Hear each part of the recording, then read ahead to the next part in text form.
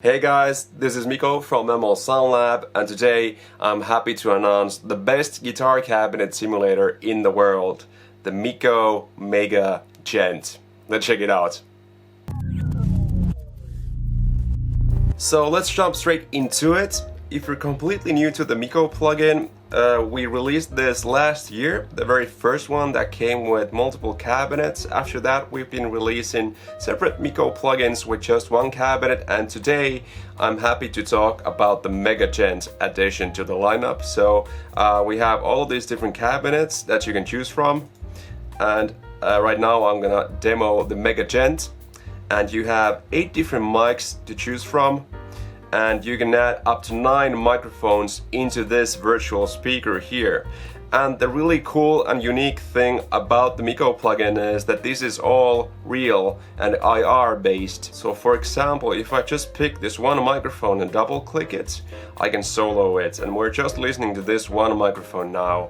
If I drag this mic around, I'm actually scrolling through hundreds of IRs at every move like this.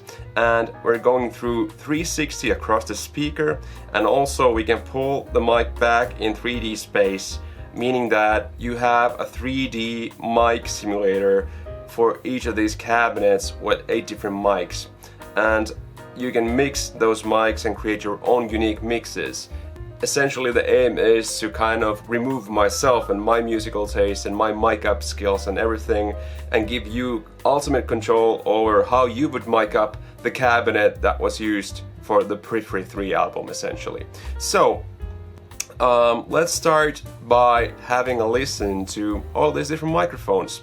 So these are the sweet spots and they're on top of each other, so don't worry about it. If you use the mouse wheel, you can actually toggle between them. And let's just have a listen to each of these mics alone, and then I'll kind of show you the versatility as well. And this is what the 57 sounds like on the P3 cabinet.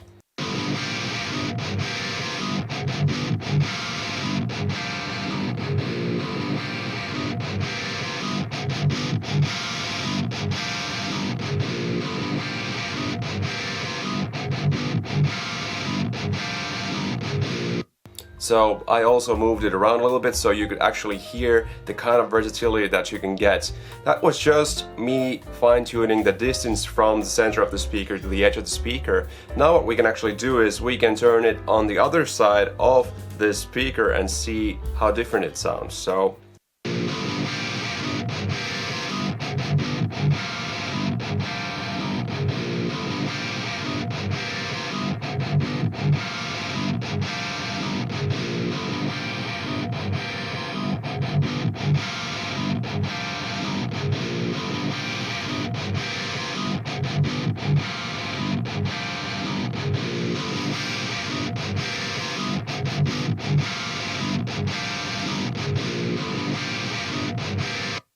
So it would be impossible for you to make an impulse response collection that's this versatile. That is why we made the MIKKO plugin. And the cool thing here is obviously once you've dialed in your tone, you can just use the export IR function, and then you can use that IR with whatever kind of setup you have going. For example, if you want to use it with your Axe effects, if you want to use it with your Helix, if you want to put it in the Kemper, if you want to, use another amp sim, for example, our amped line of plugins, and you have your mic up, you can just load that IR into that plugin and you're really ready to go. Okay, let's go through the different mics that we have in here. So this was just a 57. If we jump to the second microphone, that's gonna be the 7B. It sounds like this.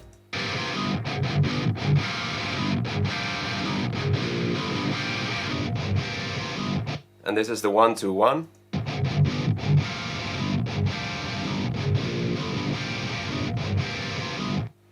And new additions, the Dynamic U3, so that's a Unidyne 57.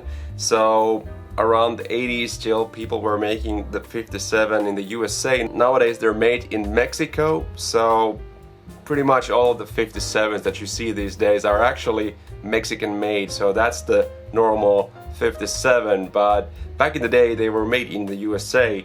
And any guitar tone made prior to 80s, for example, will not have the Mexican 57 on it, which has way more low end than the regular or old vintage 57 would have had.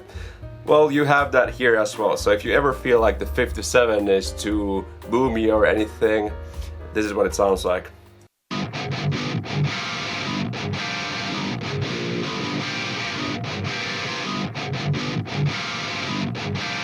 Let's quickly compare that to the regular 57.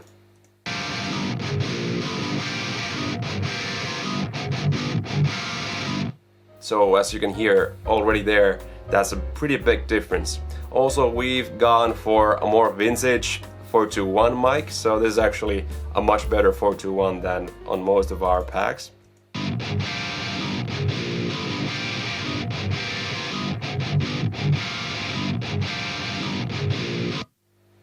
And the Ribbon 160.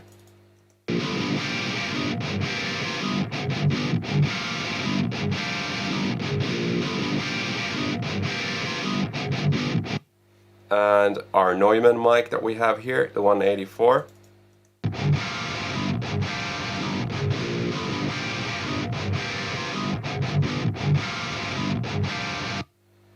And last but not least, the 906.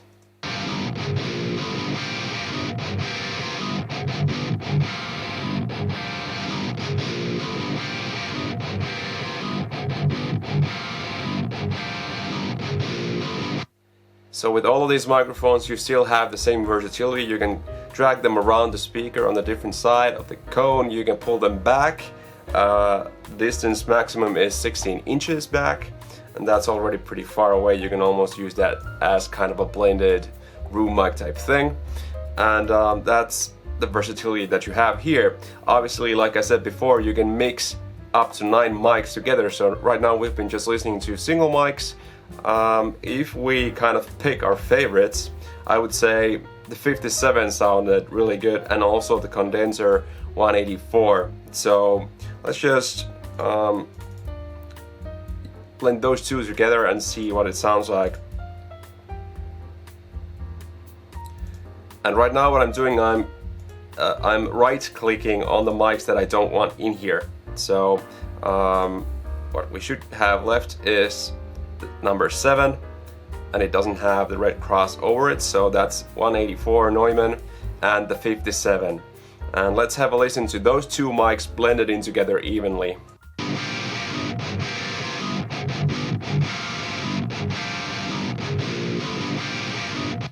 And this would be just the 57.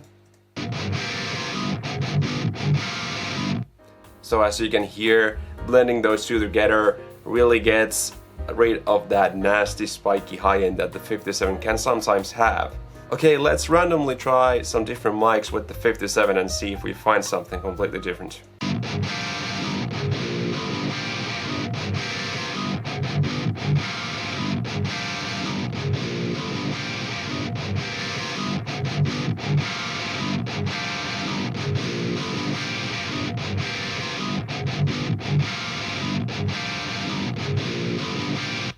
So yeah, that's pretty cool, using the 421 with the 57.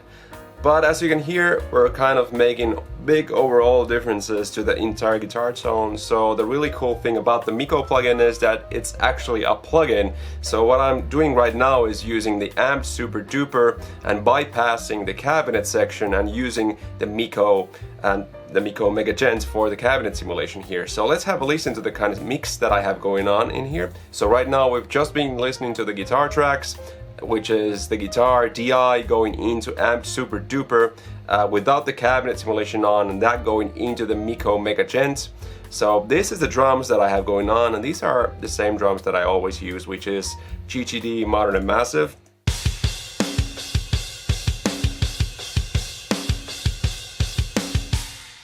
And I'm actually using a new bass, which is the Dingwall NG2.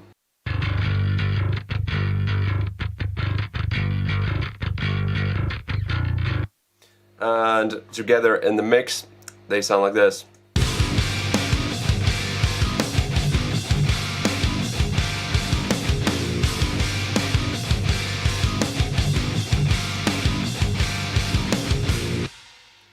pretty easy to get a really good sound going. And once again, there's no post-processing. It's just the guitar DI into Super Duper and the MIKKO plugin, and that's it. Let's kind of start from scratch with all this. Let's just leave the 57 in there and remove all these other mics. And this way you can actually hear a really cool way of mixing guitars and not using EQ anymore. You can actually use the mic up to EQ the guitar to fit the track, which is something that's really hard and impossible to do in real life.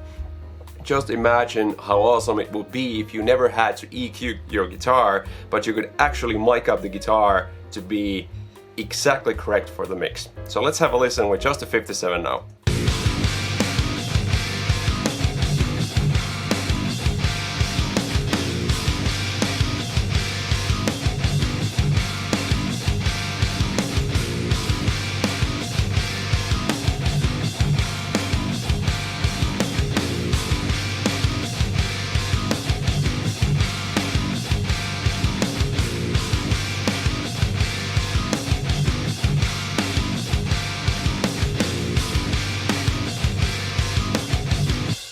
Okay, so I got a really good feeling about that mic position there. That is a different one that we were using, which I had kind of picked outside the mix context. So already I'm choosing a different kind of mic position because the guitar is tuned lower, it's a low G, and I feel like I want a darker mic up, but I also want that cut from the high end, so I really needed to find a very specific kind of high end. Now I feel like we're kind of not getting the beef that I would really like to get from the G-tuned Djent guitar that I'm using here, so I'm adding another microphone in. And I already know that the really good dark mics are the Neumann or the Ribbon 160. So let's kind of try and find a really good mic position for the 160 that complements the 57 that we already have going on here, and let's hear it in the mix and use these two as kind of the EQ. Let's have a listen.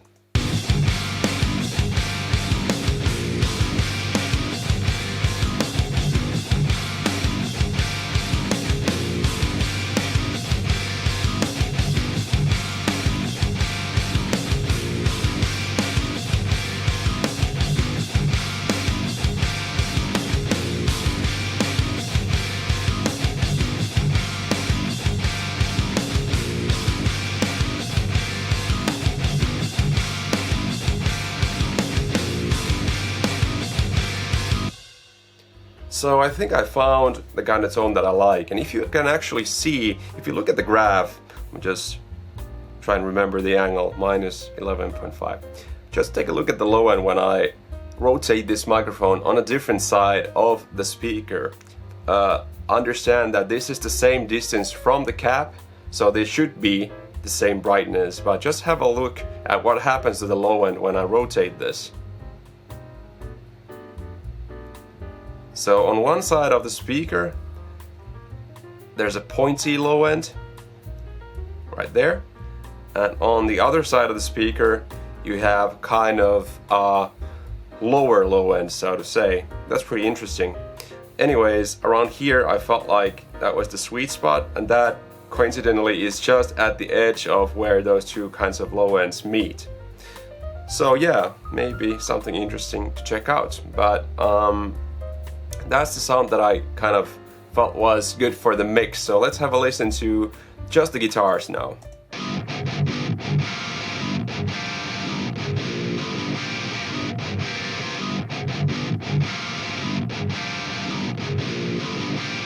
And now that I hear it out of context, I kind of feel like the guitars are quite scooped, which fits the mix perfectly. But if I was to create this guitar tone beforehand, before hearing the mix, I probably would have had more mids in the guitar tone, and that would have been wrong for this mix.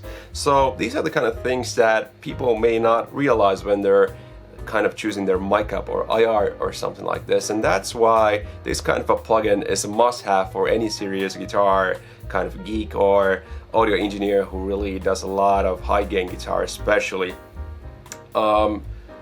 Some other functions, let me just go through all this. So if you're completely new to the MIKKO, you understand what these are. You have impedance and cut. So for example, if you're using some kind of a preamp pedal, or if you're using some plugins that don't have power amp simulation, there are some of those out there as well, yes.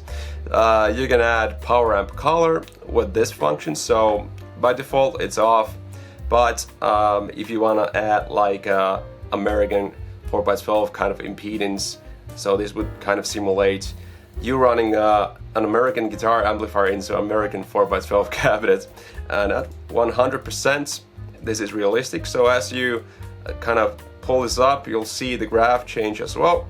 So you're kind of adding a low end boost, and same for the high resonance, you're scooping the guitar sound. So this gets even more scooped and you can go beyond what's the norm. So that's awesome to know as well, and this will be baked into the IR if you export this IR, so that's pretty cool to know as well. Other than that, you have some EQs here. The steep control is what I use myself, and that's kind of the steepest EQ curve for the high and low cut, but as you saw right here, I didn't even use it and it was a mix ready tone. But what I usually try to get rid of is those really nasty spikes in the super high end. Not necessary to do, but you can do that, and you can get the low end to be tighter this way as well. But that's essentially it. That's the entire MIKKO plugin, and with the full version of the Mega Djent, you can export an unlimited amount of impulse responses and use them wherever you want.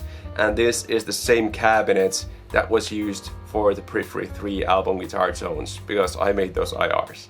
And thank you for watching the video, and I think this is a must-have for any audio engineer guy who's really into guitars, and especially if you're into djent music. This is a historical guitar cabinet, and you can now essentially own it and use it in your studio. Thank you so much for watching this video, and see you guys later. Bye. Go get MIKKO Mega Djent.